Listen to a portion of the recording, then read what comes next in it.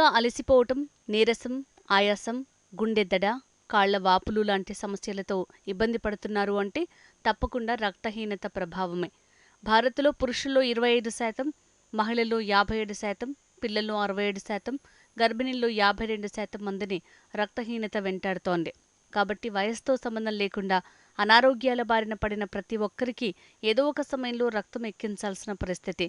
రక్తం మనకు కావాల్సిన గ్రూప్ కావాలి అంటే ఎవరో ఒకరు దానం చేయాలి. అలా దానం చేయటానికి అవగాహన కల్పించేందుకు ప్రపంచ రక్తదాతల దినోత్సవాన్ని జూన్ 14న జరుపుకుంటున్నారు.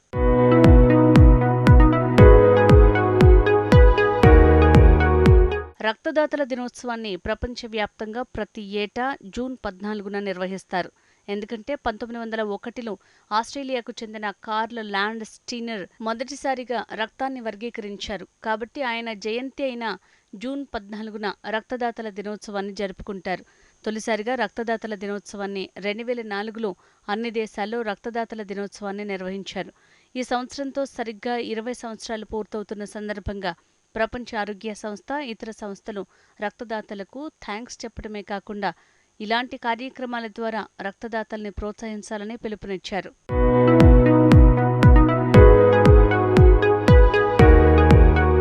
పూర్తి ఆరోగ్యంతో ఉన్న ప్రతి ఒక్కరూ కూడా రక్తదానం చేయొచ్చు. వాళ్లకు కొన్ని సాధారణ అర్హతలుంటాయి.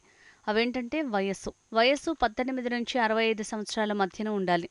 కానీ కొన్ని దేశాల్లో 16 నుంచి 17 సంవత్సరాల వయసు గల వారు కూడా శారీరకంగా రక్తంలో ఎలాంటి తేడాలు లేకుండా ఉంటే రక్తదానం చేయొచ్చని చట్టం చేయబడింది.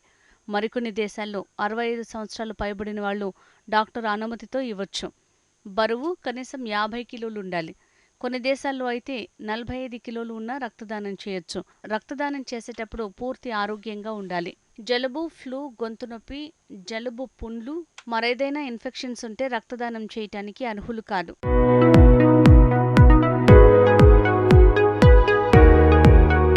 టాటూ లేదా బాడీ పియర్సింగ్ అంటే చెవి, పెదాలు, బొడ్డు, నాలుక ఇలా రకరకాల ప్లేసుల్లో రంధ్రాలు చేసుకుని వాటికి డిజైన్ ఆర్నమెంట్స్ పెట్టుకున్న వారు 6 నెలల వరకు కూడా రక్తదానం చేయకూడదు.